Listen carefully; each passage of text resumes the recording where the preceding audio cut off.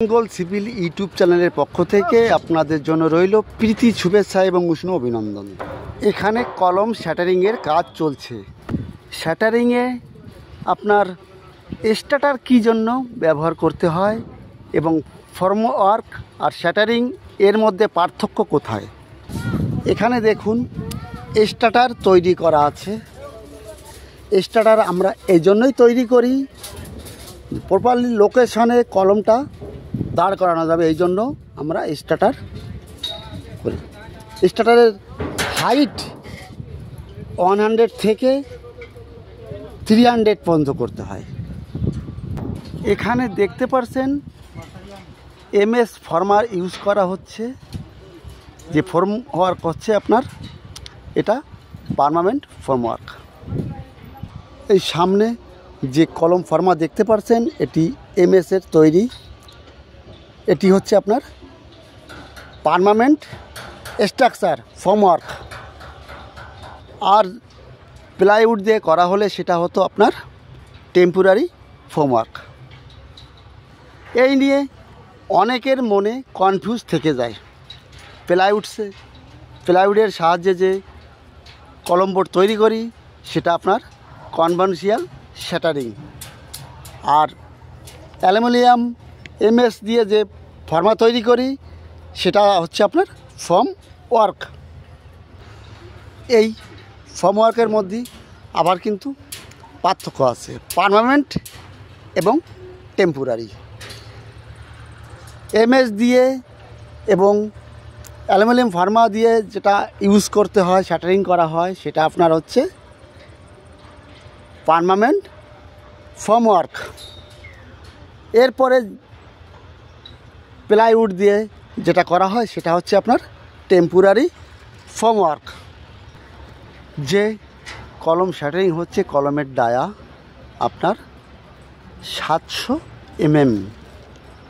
কলমের ডায়া বলতে বোঝায় আপনার কলমের আউটার থেকে আউটার মাপ।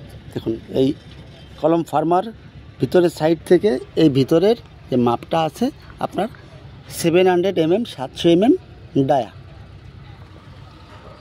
এই একটা কলমে কত কিউবিক মিটার কংক্রিট লাগবে আপনি কি করে বের করবেন। কলমের ডায়া আছে আপনার 700 mm, হাইট আছে 3 মিটার 200 সেন্টিতে গেলে হাইট আপনার 3 মিটার 20 সেন্টি। আর একটা কলমে কত স্কোয়ার মিটার শ্যাটারিং আছে আপনি কিভাবে বের করবেন। কংক্রিট কোয়ান্টিটি বের করার জন্য আপনার এই ফর্মুলাটি প্রয়োজন হবে, πr²h। আপনার কলমের ডায়া আছে 700 mm, r² রেডিয়াস হচ্ছে আর অর্ধেক। 700 ডায়া হলে রেডিয়াস হবে 350 mm।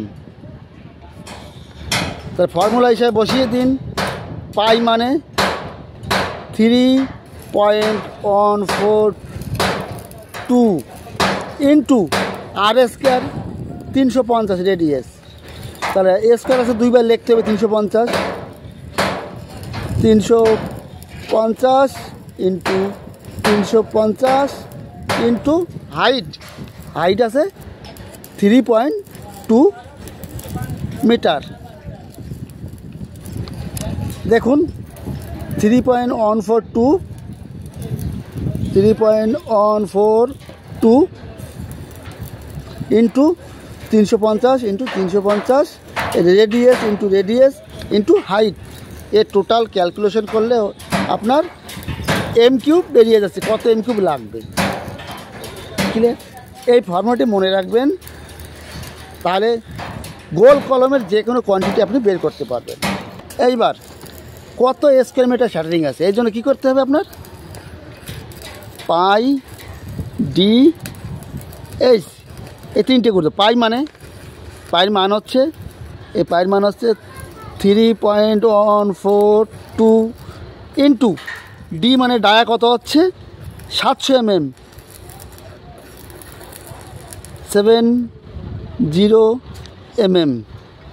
700কে 0.7 লিখতে পারি, 0.7 মিটার লিখতে পারি। এখানে 350 আছে, মানে পয়েন্ট দিয়ে করবেন তাহলে সুবিধা হবে। 0.350, এখানে 0.350 দিয়ে করবেন, সুবিধা হবে।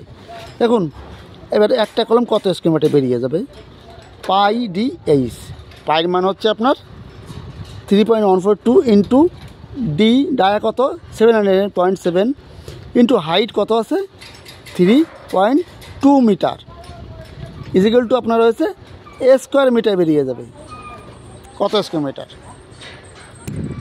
তাহলে জানতে পারলেন ফর্মওয়ার্ক কী, একটা কলমে কত এম কিউব কংক্রিট লাগবে সেটাও জানতে পারলেন, একটা কলমে কত স্কোয়ার মিটার সেটাও জানতে পারলেন। আপনার কত এম কিউব লাগবে ফর্মুলাটা মনে রাখবেন, পাই আর স্কোয়ার এইচ আপনার হচ্ছে কংক্রিট ফর্মুলা। আর শ্যাটারিংয়ের কত স্কোয়ার মিটার সেটা বের করার জন্য দরকার পাই ডি এইচ। পাইয়ের মান হচ্ছে 3.142, ডায়া কতটা আছে 700 mm ইন্টু আর হাইট 3টে গুণ করলে আপনার স্কোয়ার মিটার বেরিয়ে যাচ্ছে। এই বিনা স্টার্টারে কোনো দিন আপনারা কলম করবেন না। স্টার্টার এই জন্য করতে হয় যে প্রপারলি আপনি যে কলম খাড়া করবেন এর লোকেশন ঠিক থাকবে, এই জন্য স্টার্টারটা করতে হয়। আর প্লাইউড দিয়ে যে শ্যাটারিংটা করা হয় সেটি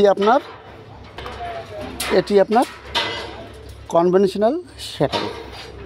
আর এমএস দিয়ে হচ্ছে ফর্মওয়ার্ক, এটা আপনার পার্মানেন্ট ফর্মওয়ার্ক। অ্যালুমিনিয়াম দিয়ে এমএস স্টিল দিয়ে যেটা করা হয় সেটা পার্মানেন্ট ফর্মওয়ার্ক। যদি একটু ভালো লেগে থাকে তবেই কিন্তু সাপোর্ট করবেন। তাহলে আজ এ পর্যন্তই, পরবর্তী আবার নতুন নতুন ভিডিও নিয়ে আসবো। অল দ্য বেস্ট, ভালো থাকুন, সুস্থ থাকুন।